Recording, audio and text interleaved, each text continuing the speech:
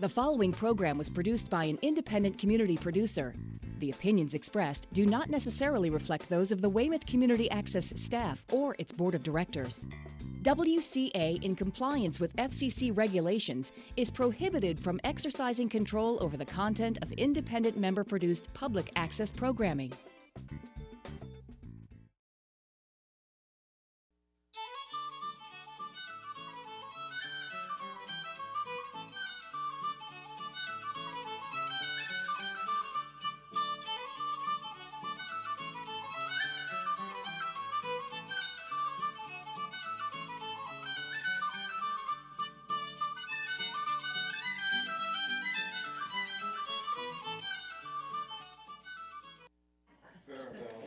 Good morning, ladies and gentlemen. I want to welcome you to our annual Greater Boston Business and Professional Chapter of the John Birch Society's Christmas Breakfast. That's hard to say.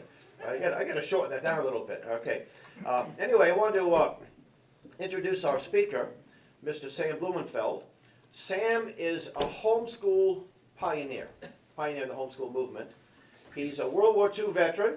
He gets around pretty good for his age. In fact, for people who are a lot younger, he still gets around pretty good. I had the honor of bringing Sam to the group that flies veterans down to Washington, D.C. What's it called? The Honor Flight. And my dad was a World War II veteran. I have a special place for those of that era. And Sam was the most healthiest guy of all those veterans. Some of these poor guys were, on wheelchairs, and Sam was getting on his own steam. So. Anyway, Sam used to be an editor for Grosset and Dunlap in his younger day.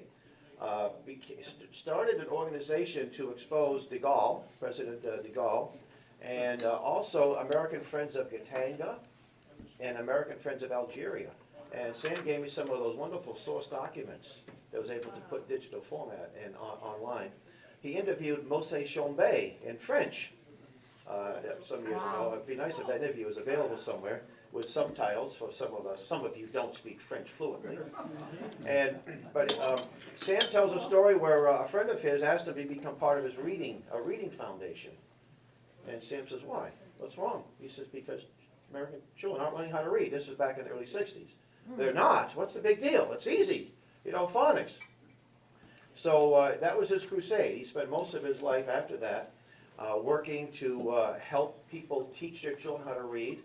The book he did, Alpha Phonics, which he has on the table. My wife and I taught all 5 of our children how to read using that. Very simple. I think it was $15 to $20. Very simple.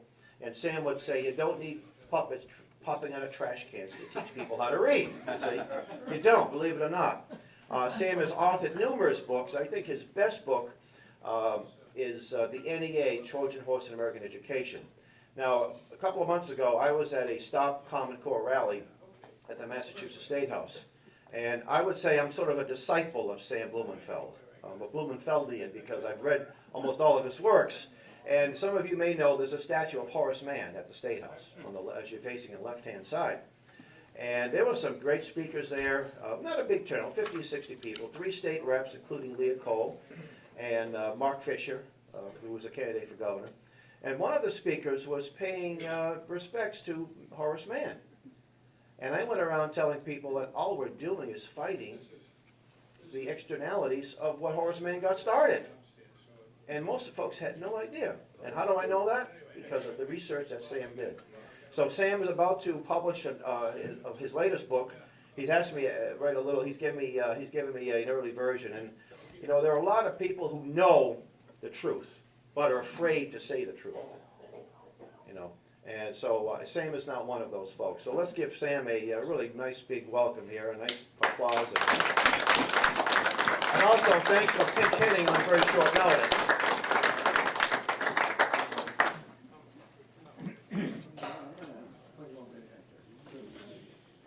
I used to know him when he was 6 feet tall. And blonde wavy hair too. First, Hal, I want to thank you for that very nice introduction.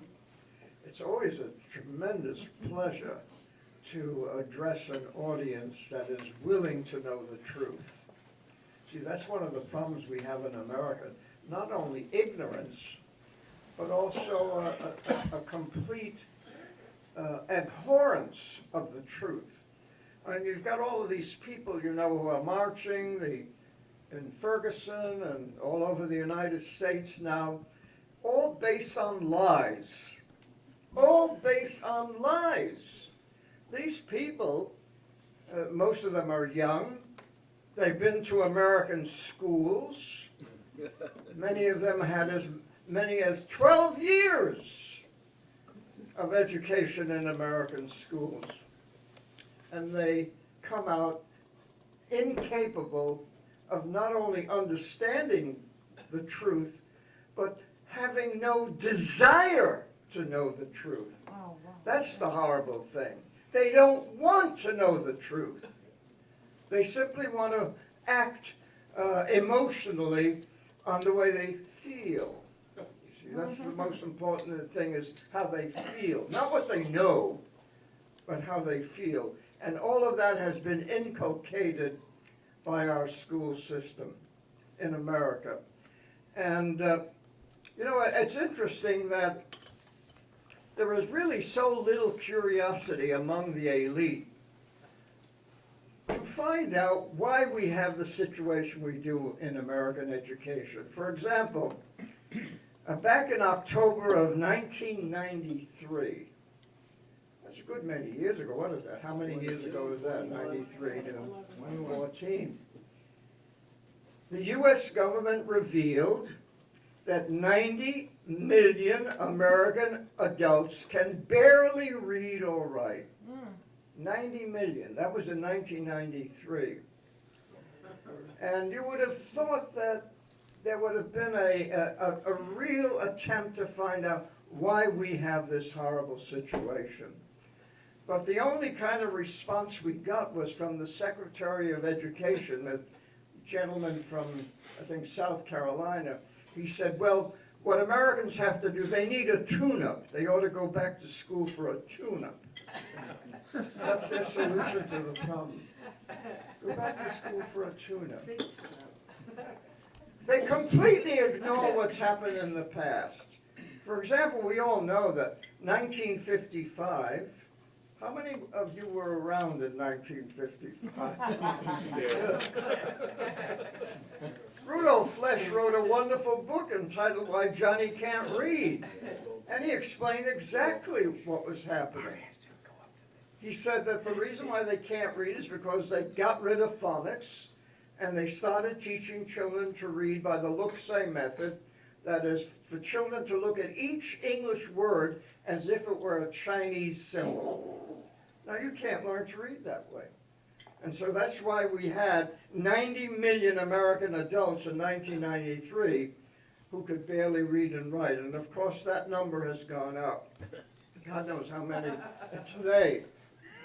Especially all of those who have been marching in the streets. They're all functional illiterates.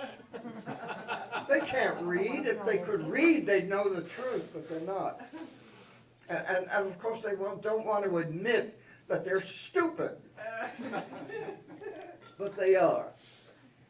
You know, I recently came across a new book about, the title is The Smartest Kids in the World. And it turns out the smartest kids in the world are in South Korea, Finland, and one other country.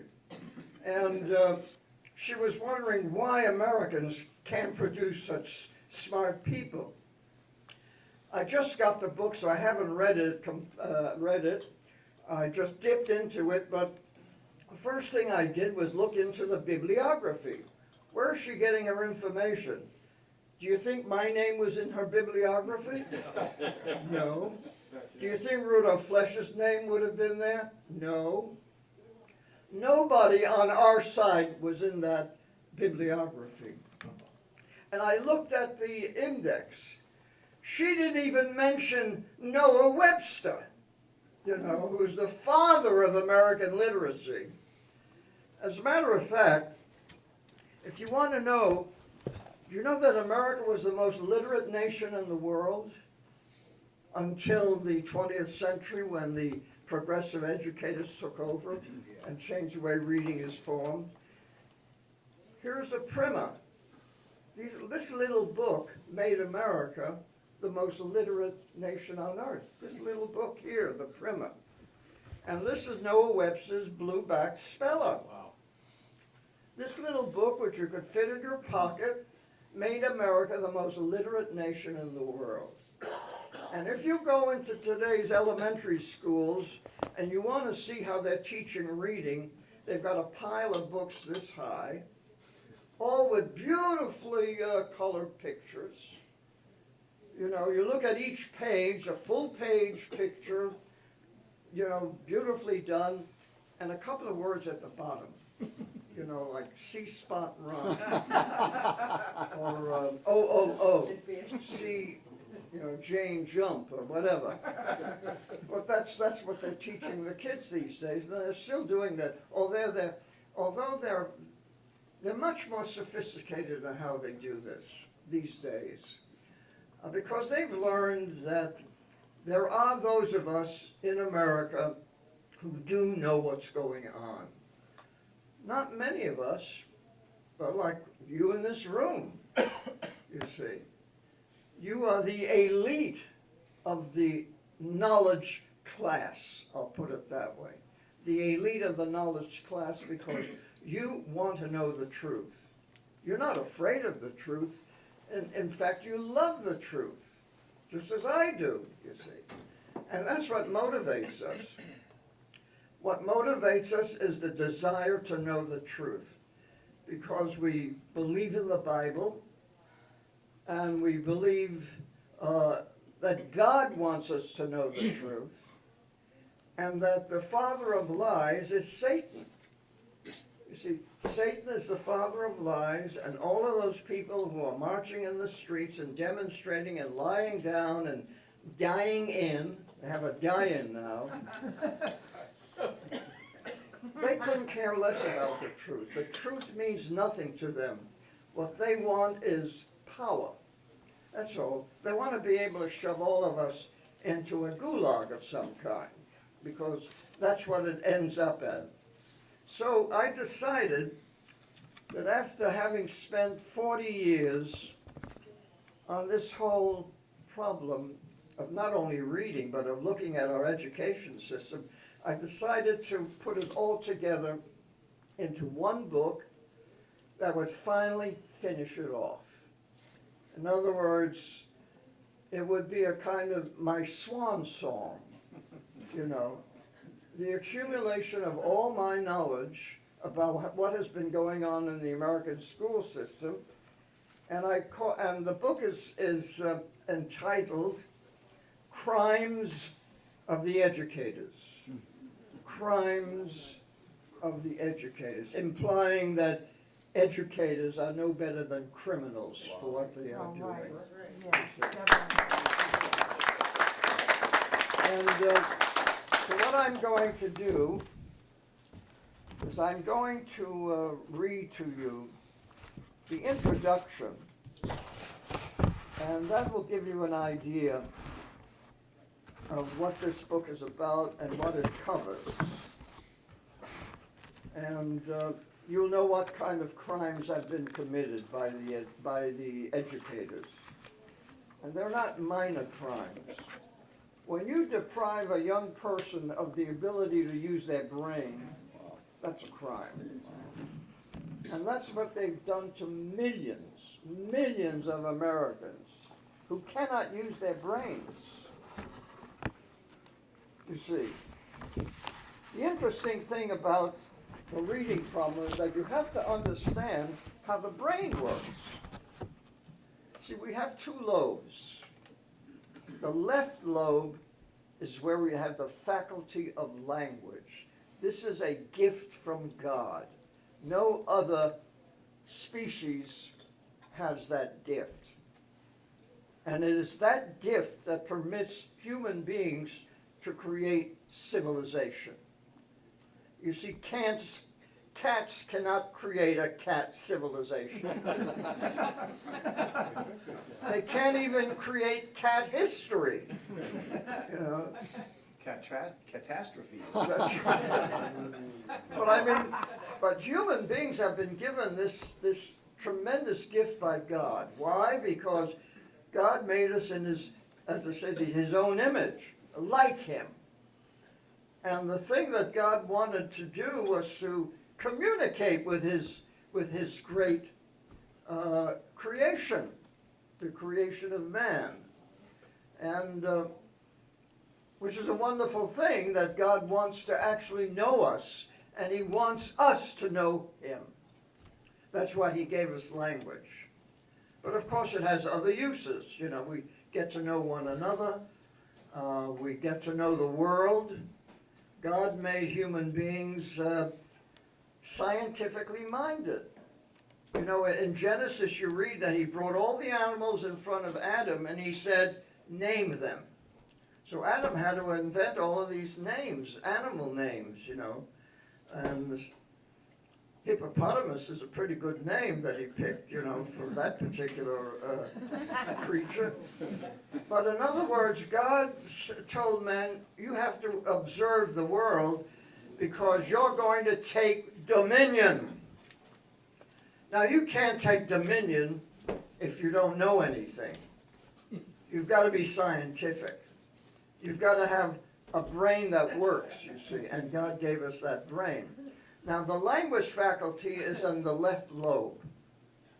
So what the educators have done, because they're very clever, they said, we will denigrate the word, denigrate language, and we will elevate image. And that's what John Dewey did in his pedagogical creed. He says, image is the means of instruction. Image is the way you learn. And that's why all of those books for the kids have lots of pictures and few words. And so they've shifted the emphasis in teaching reading on not teaching children to read alphabetically with phonics, but of having them use their right brain, the vision brain, the vision part of our brain, that gives us perspective. And as I sum it up, the left brain creates wealth. The right brain spends it. And it's true. Look at it that way. How do they market things today? By throwing pictures at you. That's all you do is see pictures of things that you want or should want, you see. And the word is denigrated.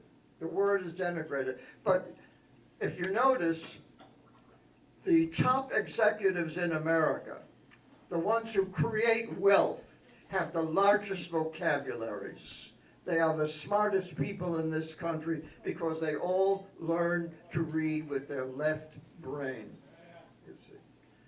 So that's a very important concept which the left, the progressives, understand very well. And certainly Dewey did when he said that you learn from the image, and not from the word. But of course in the Bible, it's the word that counts. You know, in the beginning was the Word, and the Word was with God, and the Word was God. Because how did God create the universe? By the Word. That's all. Let there be. You know, let there be light. Let there be this. Let there be that. And it's the Word that did it. He didn't draw pictures. He didn't get an architect to help him, or an engineer from MIT. No, the Word. And that's why the Word is so important, and the Word has been so denigrated by our education system. And of course that creates functional illiteracy. Now these ideas you will not find in any of the current educational books that are used by teachers. American teachers are the worst educated people in the world. They are so ignorant that it's incredible to believe that people could take the great gifts that God has given them and turn them into not only a disaster, but also into hate, into murder, into mayhem. So let me read what I've written in the introduction. The book, of course, Crimes of the Educators. Progressive utopians are criminals. That's the opening line. Progressive utopians are criminals. They are genocidal psychopaths who have killed more human beings in the last 100 years than any other ideologues in history. They don't limit their murder just to individuals, but to entire nations. As the National Socialist Germany's war of extermination against the Jews, the Soviet Union's war against anti-communists and anyone else who opposed them, Cambodia's slaughter of the educated middle class. Pol Pot said anyone who wears glasses has to be shot. He's taking his glasses off. We're fine. But that's because it's a sign that you're educated. You can't be controlled. You've got to be. And he didn't bother with re-education. He said, just get rid of these people. And Communist China's Cultural War did about the same thing. It took the educated class and just drove them into the ground, imprisoned them, and did all of that. Now, in the United States, the socialist utopians adopted a new and unique method of conquering a nation. And make no mistake about it, their aim was to conquer the nation.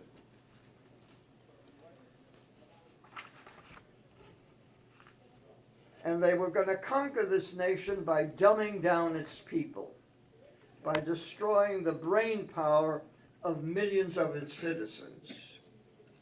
The plan to dumb down America was launched in 1898 by socialist John Dewey, and it was outlined in an essay entitled The Primary Education Fetish, which Hal has reprinted, so it's available. You can read that article, that plan to destroy America's constitutional republic.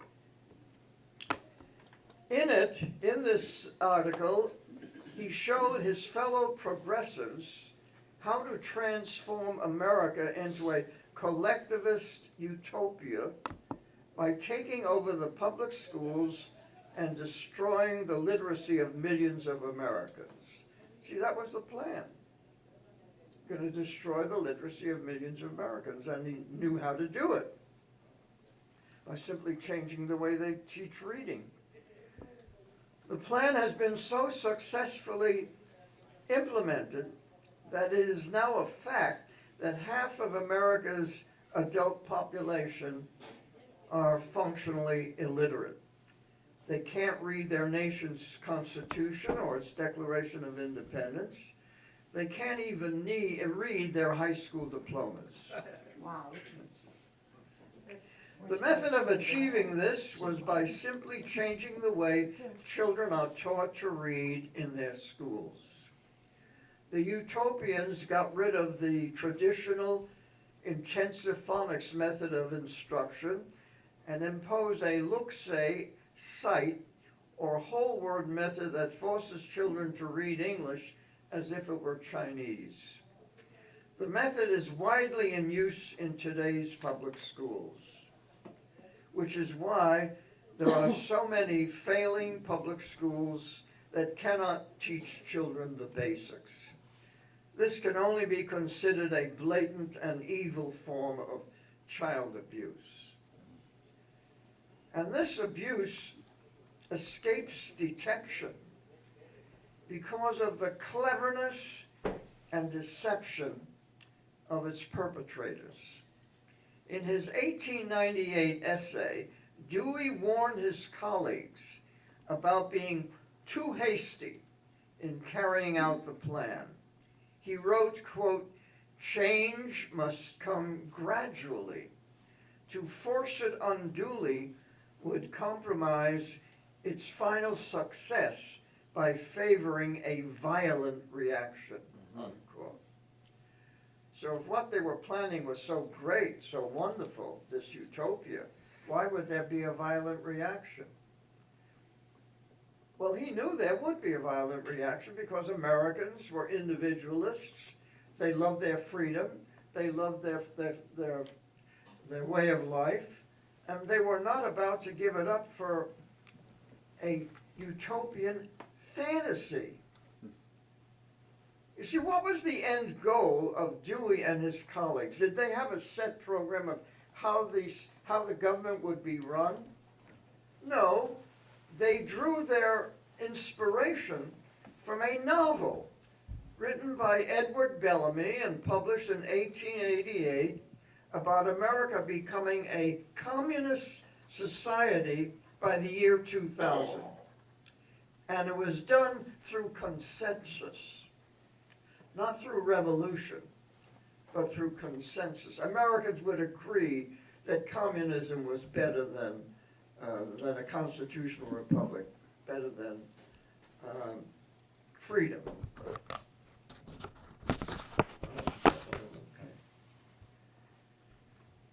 And that's the point, is that these utopians have fantasies, and they act out their fantasies by murdering millions of people who don't agree with them. You have to go along with the fantasy. Now, and this abuse escapes, as I said, because of their cleverness. In other words, deception would have to be used in order for this long-range, complex plan to be successfully implemented.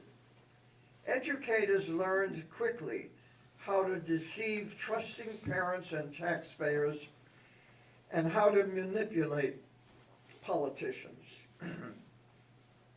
They also knew that the children would be powerless to resist their abuse. And teachers have been taught to blame academic failure on the children, not themselves. Indeed, many of them revel in the idea that they are transforming America to suit their own social fantasies. You see, now, many of the children in the classrooms know something is being done to them that is not healthy. How do they know this? Their brains tell them that something is wrong in this class. And they react. What do their parents tell them? Their parents say, listen to the teachers, behave yourself, and do whatever the teacher tells you to do. But these kids find that they can't. So what do? They act up. They refuse to accept the poison that is being, put into their brains. They refuse to accept it. So they act up, and then they are labeled attention deficit disorder or attention deficit hyperactive disorder. And the only way that can cure these diseases, these conditions, is to drug the little drug them.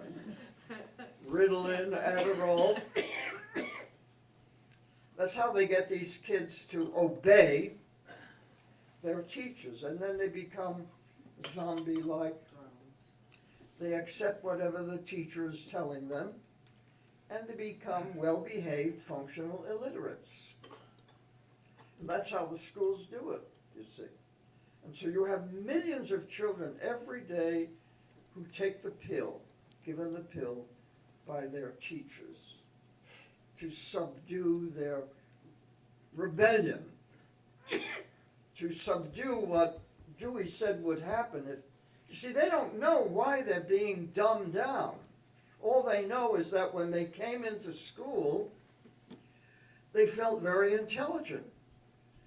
Remember, kids teach themselves to speak their own language all by themselves without the help of a certified teacher.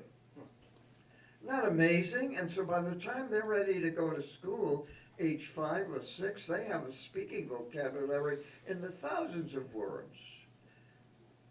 All you have to do is observe little children, and you will see how intelligent they are, natively intelligent. And so they are put into these classrooms where they are dumbed down and where they feel stupid because they can't learn to read. Somehow they feel there's something wrong with themselves. And now we have a whole industry in America that takes care of the, quote, learning disabled, you know. And what they believe is that they were born with a learning disability.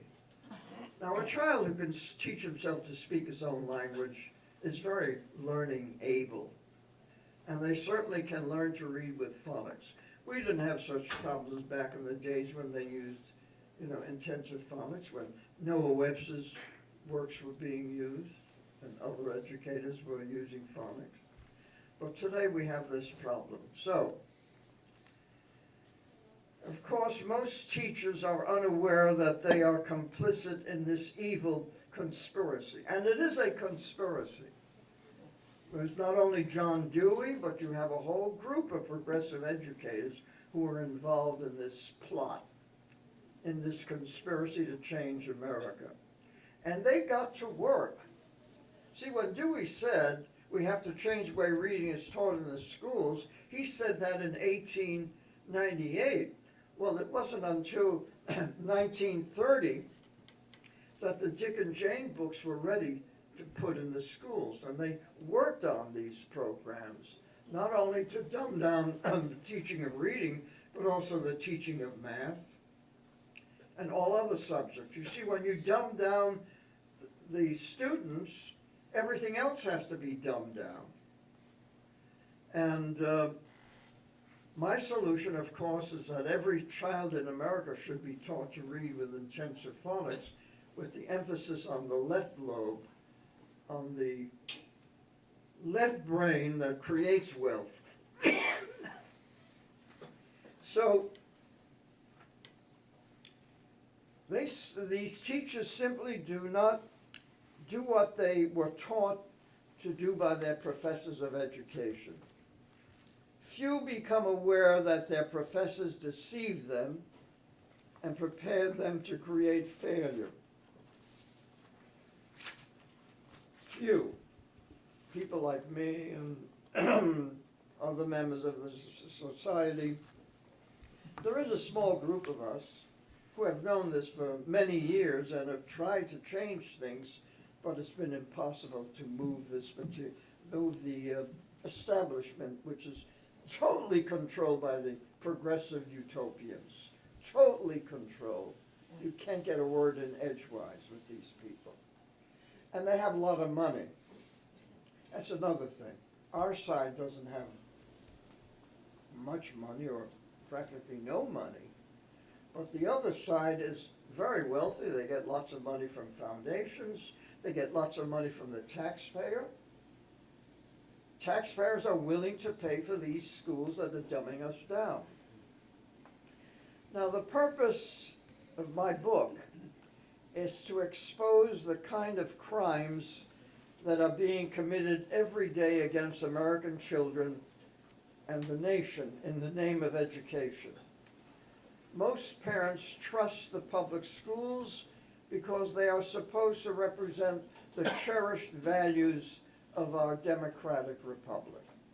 But the unhappy truth is that today's public schools have rejected the values of the founding fathers and adopted values from 19th century utopian social utopians that completely contradict our own concepts of individual freedom. And they have invented new values under the umbrella of social justice, about which you hear so much from these people lying in the streets, in order to advance society toward their idea of moral perfection. You know, the grand jury in Ferguson, what happened there was a victory over mob rule. You see, that's what the left wants in this country, mob rule. Rule by lies, because that's what you have in all communist countries. You know, it's interesting that we know what the final result of collectivism is. You know, just go to Cuba. They have equality of income in Cuba. Everybody is equally poor. You see, that's what they want. That's equality of income distribution. And the collectivist systems vary. You've got North Korea, you know, which is run by some idiot, and you know, totalitarianism. That's what they want, total control of everyone. And as you notice in America, everywhere you look, there's more and more control of what we do, what we say. I mean, it's still, I'm always amazed that we can still hold meetings like this in America, that they haven't been able to destroy the John Birch Society. They've tried, but they can't lock us up. They're not going to do that, because then, you know, then there would be a real revolution. But this last election, Americans seem to realize what Obama was doing to us. That he was taking us into this utopian you know, into this world of utopian lies. Because that's all they do in the White House now, and is lie. I mean, Obama cannot help but lie.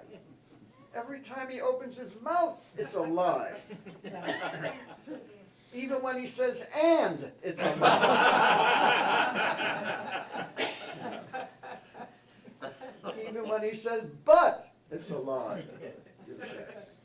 But that's what we're dealing with. And anyway, what are the crimes being perpetrated by the educators against America and its children? The first most serious crime is treason.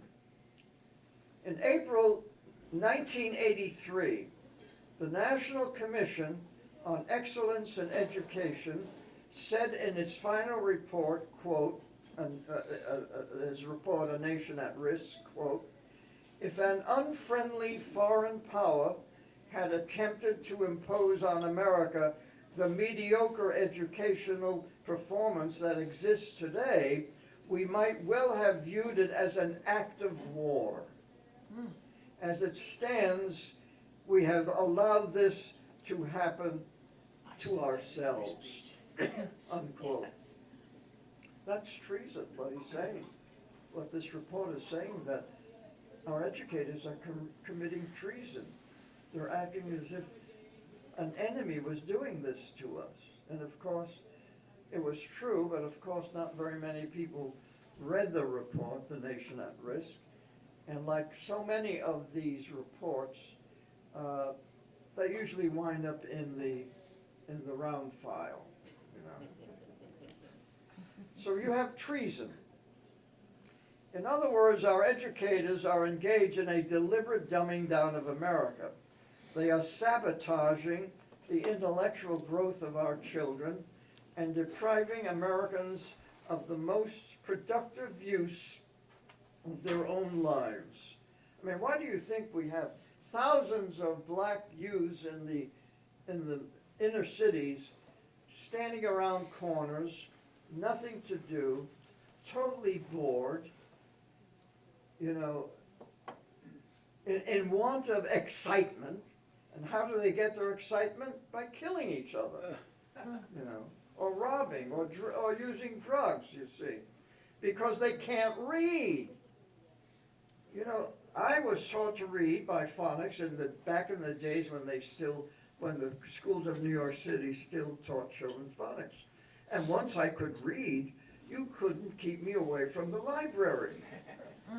I mean, I was always reading something and I was never bored. If you're a good reader, you can never be bored. There's so much out there, you see. But if you can't read, if you can't use your left lobe, and you're stuck with the right lobe, then you're going to seek excitement, emotional excitement, because that's the only way you learn is by emotion. The people with the right, their right brains have been educated or trained. So, the deliberate dumbing down of an entire nation is genocidal in its impact on the nation's culture and intellectual future. No group of educators should have been permitted to impose on American schools a program that is the antithesis of true education. But when deception is practiced on a scale that is beyond public understanding, it becomes a crime as specific as perjury under oath. Standards will not improve education, but cost the taxpayers billions of dollars. You cannot have high standards without high literacy, and high literacy is not a goal of the new curriculum. That's the one thing about the Common Core. High literacy is not its goal. It's as simple as that. And so they can use all kinds of fancy tricks to pretend that they're teaching children to read, but well, all they're doing is just, as I said, pretending. And it's going to cost us an awful lot of money, and of course the kids aren't going to learn anything. As a matter of fact, the tests show that their test scores go down when they're tested on the basis of the Common Core. And the man who invented the Common Core, David Coleman, he is now in charge of the SAT tests. So you can imagine what they're going to be like in the future. As a matter of fact, we've been so badly dumbed down that even the smart are getting dumber in America. The number of kids who achieve the highest scores in the SATs has gone significantly down. So we have fewer kids achieving the highest scores, and at the bottom, we have more kids at the lower levels than ever before. So we have more than enough evidence that this dumbing down process is real and has been going on for quite some time. Now, how do we deal with such criminality? First, you have to make the public aware that it exists, and I hope that this book does that. Then you must make your political leaders aware of what is going on in the schools. Now, that's a tough one, because the educators have been the progressives have been so clever in controlling the politicians. But we've got to get some politicians who know what is going on. So I hope that my book gets into the hands at least of conservative Republicans, so that at least they know what's going on. Most political leaders wear blinders when dealing with education. Everybody wants better education. Don't they always use that phrase, improve education? But they have no idea what they're talking about. For example, when it comes to reauthorizing the Elementary and Secondary Education Act of 1965, our Washington legislators tinker with its many titles in the hope that somehow education can be improved. But what they fail to understand is what goes on in the schools is based on an agenda that progressive utopians put in place decades ago and have no intention of deviating from. As a matter of fact, the latest reading program to come out of Teachers College, Columbia University, is so bad, so horrible, that but it takes an expert like me to see how bad it is. Because believe it or not, they've put it all on video. So you can actually see how they're doing this in the schools on your video. And remember, Teachers College, Columbia is where all of this started. That's where John Dewey and James McKean Cattell and Edward L. Thorndike, that's where they worked. That's where they planned all of this. Teachers College, Columbia University. So it's the source of the pestilence is right there in New York City, you know. And they're still doing the same thing. And they're trying to get the schools of New York City to adopt the latest version of their image program, where they're teaching the use of the right brain instead of the left brain, imposing the right brain on to function, to perform the functions of the left brain, of course, which it cannot do. Our progressive educational leaders have learned how to deceive parents and the tax-paying public and get away with it. They know that the children are powerless to resist their abuse, and they know how to blame academic failure on the children and not themselves. You know, and as Obama put it, they are fundamentally transforming America to be more in line with their totalitarian views. And he told us what he was going to do. There's no doubt in my mind that Obama is one of these utopians. Mm-hmm. You know, he'd like to be as successful as Fidel Castro or the former leader of Venezuela. These are the people he admires, you know. He doesn't admire our founding fathers. Anyway, all of this required a massive cooperative effort by progressive educators at all levels of the education system to carry out the plan. Of course, there would be debate among them on how best to implement the radical program. For this purpose, they established in 1902 their own private forum, the National Society for the Study of Education, in which they could discuss the various changes in curriculum needed to advance the plan. The Society's yearbooks provide members of the conspiracy, and conspiracy is the right word here because it is secret, immoral, and involves more than one person, with what is being discussed by progressive experts in each area of the school curriculum.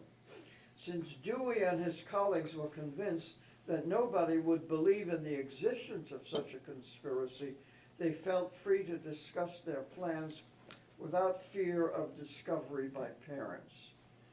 And of course, where do you find these yearbooks? In university libraries. They're not out there in your public library where you might inspect them. You really have to hunt for them.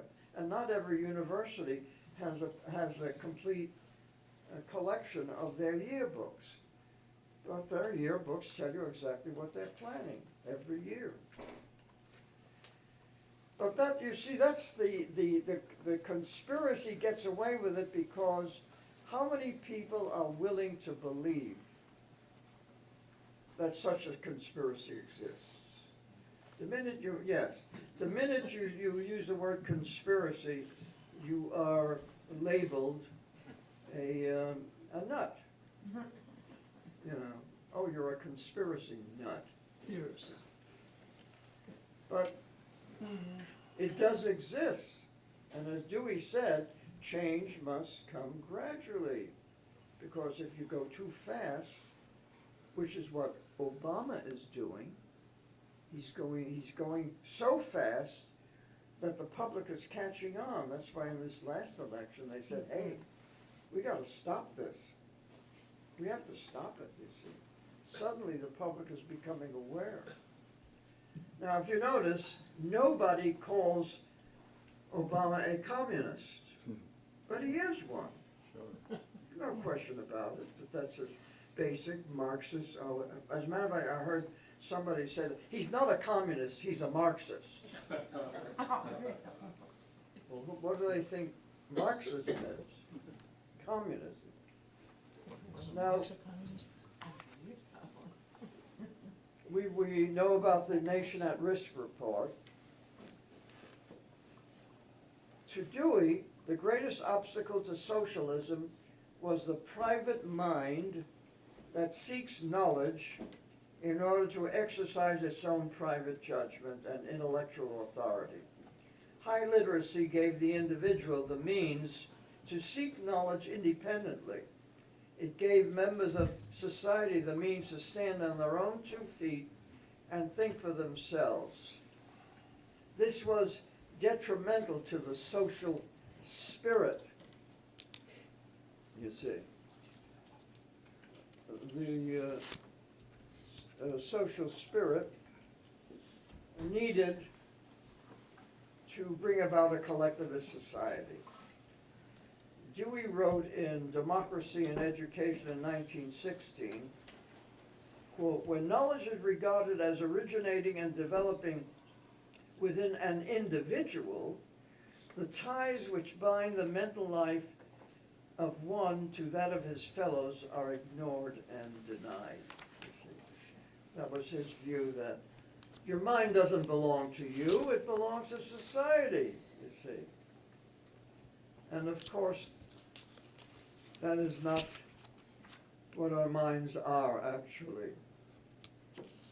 Now, I seem to have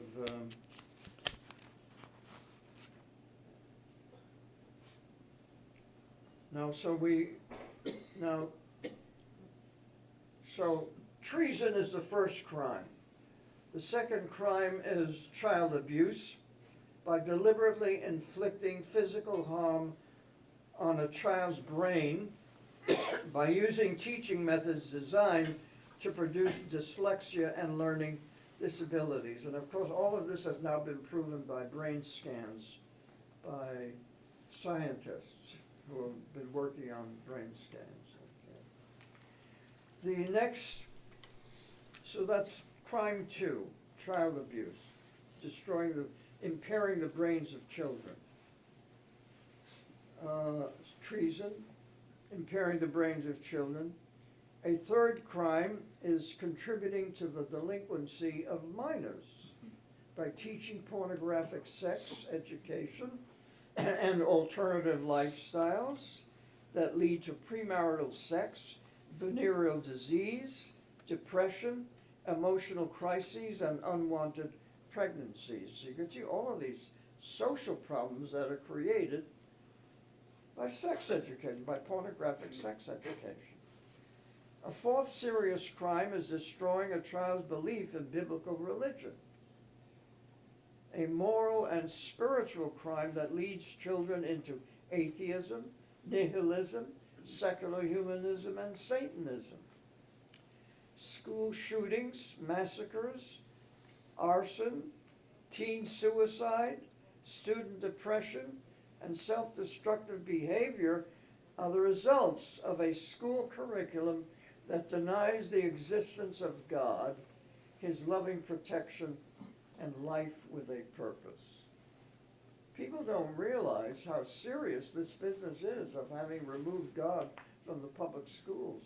When I was going to the public schools in New York City in the 1930s, the teacher of the principal read the 23rd Psalm of the Bible at assemblies. And that had quite an influence. It certainly had an influence on me, because when I went into World War who was in the army and was in Italy, that 23rd Psalm resonated. I really felt protected by the Lord. And so that it doesn't take very much to inspire children when it comes to the knowledge of God and how there is a purpose to life and how God loves them. Now you tell children that there is no God, that's a horrible thing. And look what it leads to. School shootings, massacres. Can you imagine schools with massacres? That's what we have in America today. Teen suicide. There was no such thing as teen suicide when I was growing up. Why would an American child born in the greatest country in the world, with all of our wonderful,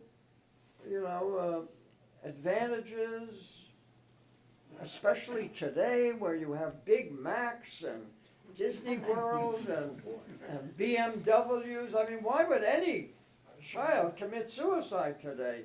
Can American life become so horrible that they prefer death to life?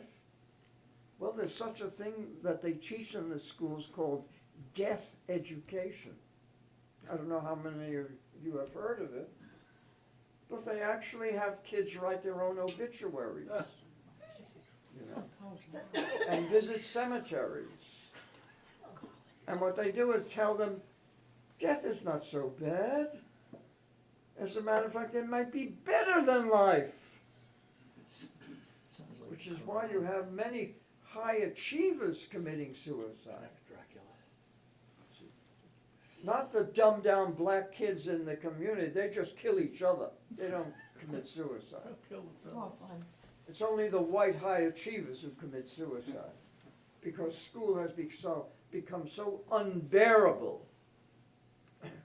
School has made life unbearable for them. And of course their parents, are pushing them to get into Yale and Harvard and all of these so that they can achieve success. And then they'll be happy. But the interesting thing is, there's a blog, I came across a blog the other day by a young homeschooler, a 16-year-old, very attractive young lady with beautiful long blonde hair, the kind that so many of them have these days. And she was telling her fellow teenagers how wonderful it is to be homeschooled. And she said, I am happy every day. I don't have to wait until I graduate and get married and have kids to be happy. I'm happy now. Which is interesting. So she's not going to commit suicide. She's happy. But that's what's been going on. And of course, the fifth crime is pushing psychiatric drugs on the kids. Millions of kids are taking these drugs. That's a crime, to force kids to take psychiatric drugs. And the last crime is extortion. That is getting money out of the taxpayer by deception, by telling the taxpayer, oh, we're going to improve education, just give us a couple of $1 billion more. And of course, it never improves.